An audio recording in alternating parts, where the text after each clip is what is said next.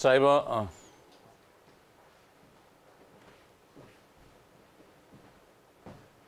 이번에는 애널리스트 코너입니다. 시장 호흡을 좀 가다듬으면서 뎁스 있는 분석, 깊이 있는 분석으로 갑니다.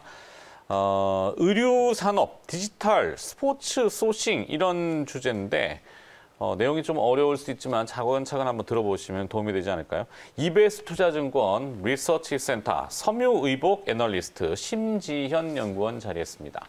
어서 오십시오. 안녕하세요. 네, 섹터가 추가됐나요? 네. 원래는 식음료. 네, 음식료 맡다가 섬유유만 하나 더 맡게 되었습니다. 소비재 쪽으로 이제 영역을 넓힌 거라고 봐야 되겠군요. 네, 좋습니다.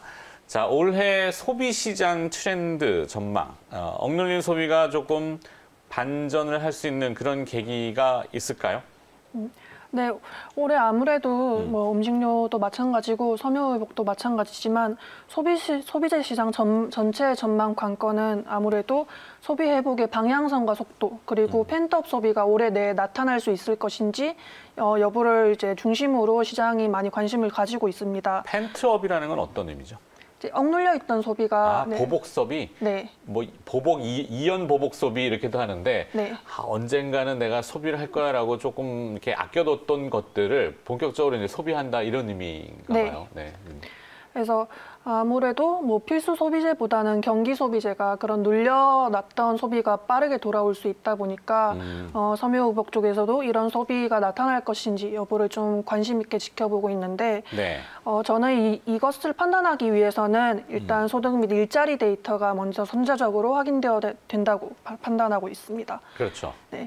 그래서 이거는 펜트업 소비 발생 여부도 마찬가지라고 판단을 하고 있는데 여기에 관해서 실제 경제는 어떤가 살펴보면 국내도 마찬가지고 해외도 소비 심리랑 실제 소매 판매 회복 추이는 약간 상반되는 모습을 보이고 있습니다. 예를 들어서 국내 같은 경우는 소비 심리는 상당히 회복된 모습을 보이고 있지만 소매 판매는 아직 좀 부진한 모습을 보이고 있는데요. 이렇게 약간 갭이 나타나는 이유는 아무래도 각 국가가 그 자산을 좀 풀었다 보니까 그 지원 차원에서 거기서 자산 효과가 약간 나타났기 때문에 괴리가 나타난 것으로 보이고 있습니다. 이것 때문에 더더욱 실제 임금이라던가 일자리가 회복되었는지가 먼저 판단되어야 된다고 보고 있고요. 그렇죠. 그래서 베이스 시나리오라고 해서 이런 코로나가 정상적으로 점진적으로 회복이 된다고 전제를 했을 때 중국 다음에 미국 그리고 한국 그리고 유럽 이런 순서로 회복이 된다고 전망하고 있습니다. 네, 그렇죠. 보통 주변에서도 보면은 여행을 계획하셨던 분들이 다 거의 취소가 나고 지난해 국내 여행으로 제한됐지만 그것도 굉장히 제한적이고 하늘길만 열려라. 이 해외 나갈 수 있으면 내가 그냥 확 나갈 거야라고 저희 집사람이 맨날 이렇게 얘기하는데 못 나가게 좀 잡고 있지만 결국에는 그 여행을 가려거나 소비를 하려면은 실제 수익성, 미래에 내가 이제 벌어들일 수 있는 어떤 임금 이게 이제 답보가 돼야지 쓸 거 아니에요. 미래가 없는데 확 써버리면은 망하는 거기 때문에 그래서 일자리가 같이 동반해서 올라오는 게 진정한 소비의 키워드다. 이거 그렇죠? 근데 아직은 뭐 일자리 좀 어렵고 심리는 회복되지만 실제 데이터 판매 수치는 조금 다가오지 못하고 있다. 이것도 조금 있는 것 같고. 자, 근데 두 번째 키워드는 디지털이라고 정해 주셨단 말이에요. 코로나가 물론 없어지면 가장 이상적인 시나리오지만 현재로서는 모르겠어요, 사실. 그렇다면은 소비를 그렇다고 안 할 수도 없는 거고. 디지털로 하네? 네.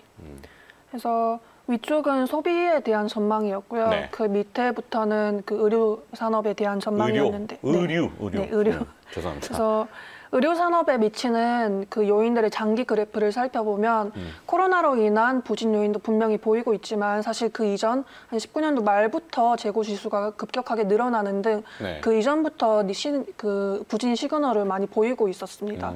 그래서 이거가 왜 그런지에 대해서는 여러 요인이 영향을 미쳤겠지만 가장 먼저 그 이전부터 성장한 플랫폼 기반 업체들의 좀 급격한 성장이 많이 영향을 미쳤다고 판단을 하고 있습니다. 예를 들어서 무신사라던가 아니면 지그재그 이런 걸 예로 들 수가 있고요. 이런 5개 정도 디지털 생태계에 친화된 기업들 합산 매출액이 2019년에 133% 그리고 영업이익은 127% 성장했습니다. 네. 그래서 기존 기업들이 이런 기업들에 대비해서 약간 체질 개선을 한다던가 아니면 전략 변화를 이제 좀 급격하게 해야 됐었기 때문에 약간 부진했다고 보고 있고요. 그러니까 지금 화면에 나오는 거는 오프라인 매장들이 폐점한 것들을 데이터를 보니까 네. 주로 이제 그 신발, 액세서리 이런 쪽인가요?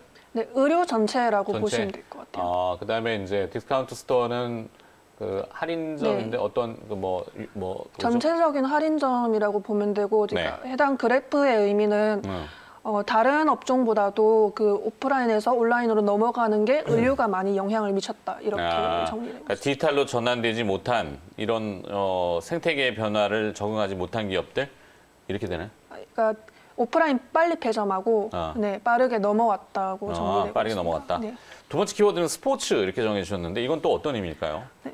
그러니까 저는 캐주얼보다는 복종 단위에서 스포츠가 좀 더 빨리 턴어라운드 할 거라고 전망하고 있고 네. 이거는 소비가 이제 만약에 턴어라운드 됐을 때 저가형 제품보다는 약간 중가형 그리고 고가형 먼저 턴어라운드 할 것이다 이렇게 판단하고 있습니다. 여기에 대해서 스포츠류가 좀 더 빨리 턴어라운드 할 거라고 전망하고 있고 특히 21년도에 나이키라던가 아니면 뭐 아디다스 이런 글로벌 스포츠사들의 공격적 확장이 기대되고 있는데 이런 걸 통해서 애슬레저 브랜드로의 더 빠른 쏠림을 전망하고 있습니다. 네.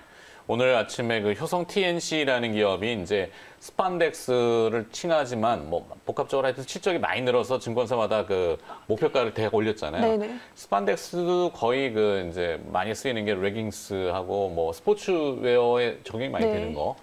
그러면 스포츠가 이제 만약에 회복이 된다면 가장 빠른 키워드로 등장할 수 있다. 캐주얼 의류보다는. 네네. 이렇게 봅니까?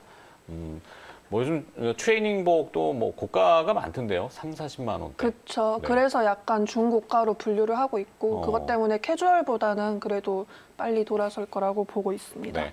저는 이 소비 시장은 잘 모르지만 항상 주변에 휴면 인디게이터 집사람 매번 뭐 보면서 이 30만 원짜리 트레이닝복 얘기하길래 시선을 외면하죠. 네.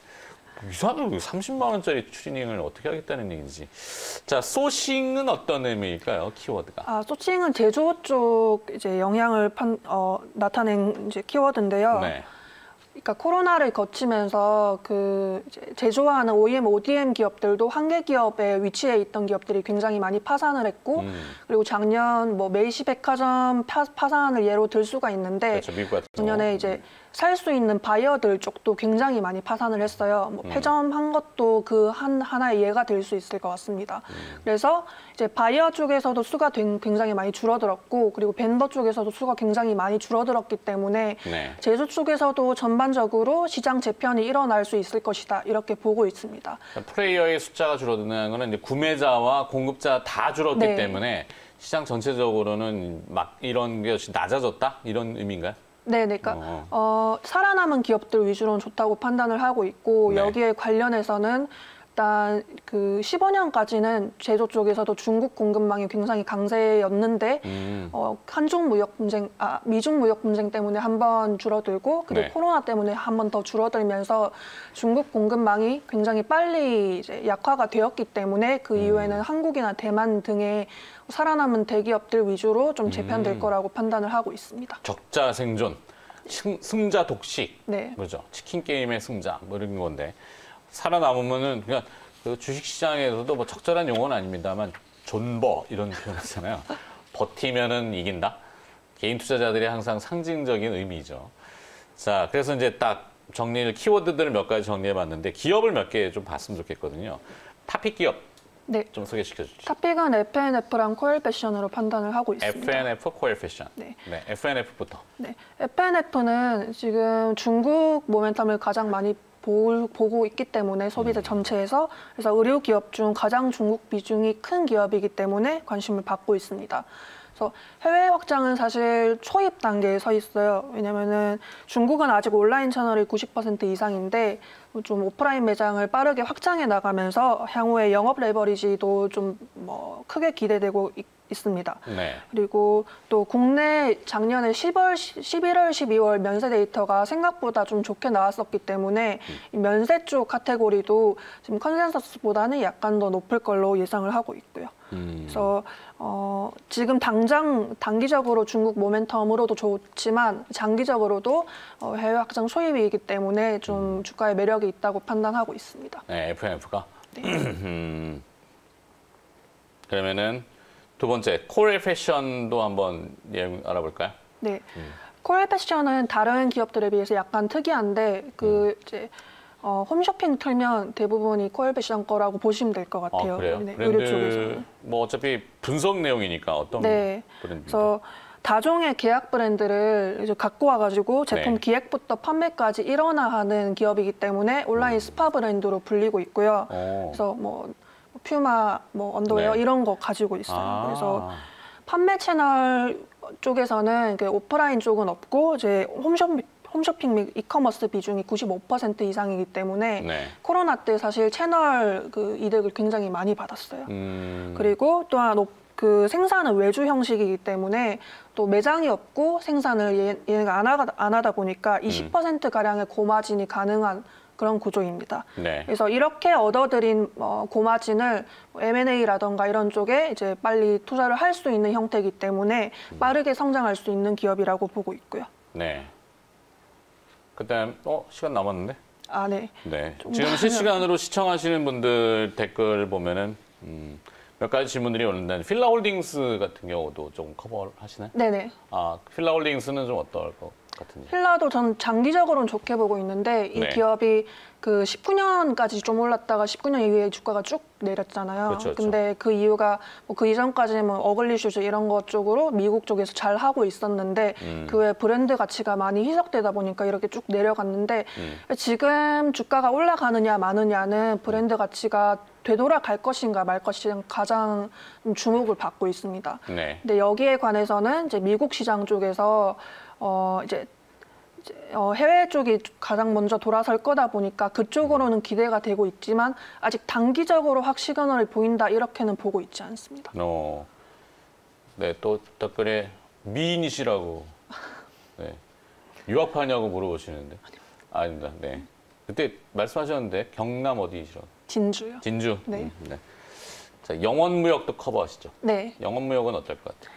영업무역도 올해 좋게 보고 있는데 이제 뭐 한센실업이 캐주얼 위주의 바이어를 가지고 있고 영업무역이 스포츠 위주의 이제 바이어를 가지고 있다 보니까 네. 제 뷰 내에서는 영업무역 바이어 이제 수주 모멘텀이 조금 더 클 거라고 예상을 하고 있습니다.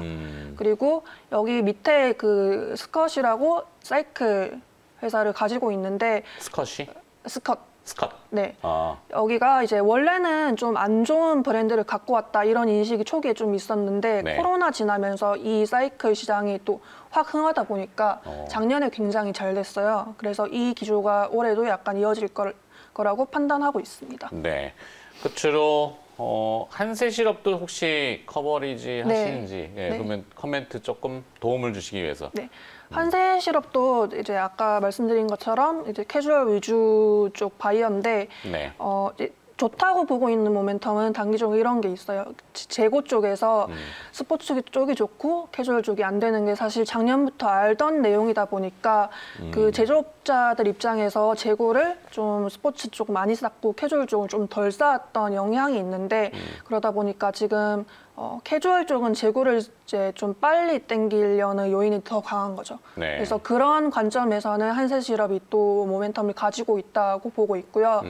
또 작년 10월쯤에 한세MK를 떼냈다 보니까 거기서 발생하던 적자폭을 이제 없앨 수 있다 보니까 그쪽 측면에서도 지금 뭐 굉장히 좀 깔끔하고 가벼워졌지 않나 이렇게 네. 판단을 하고 있습니다. 알겠습니다. 자, 이제 정리를 좀 해봐야 되는데, 그러면 의류 산업에 대해서 올해에 전반적인 전망, 물론 코로나라는 변수가 상당히 어려운 부분이죠.